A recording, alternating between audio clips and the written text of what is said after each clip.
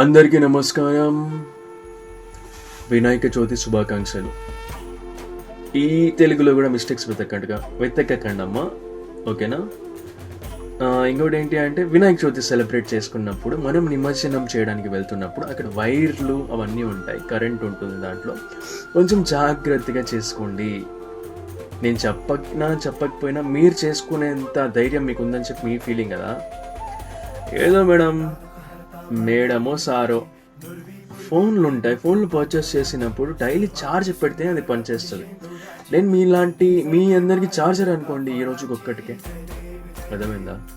ఎందుకంటే బ్రో, నీ లవర్ నీ ఫ్యామిలీ అక్కడ వెయిట్ చేస్తుంటే దానికోసం మాత్రమే చెప్పిన. మళ్ళీ నీ లవర్ నన్ను తిట్టకూడదు కదా, వీడేంద్ర ఇట్లా అయిపోయిండు అని చెప్పి.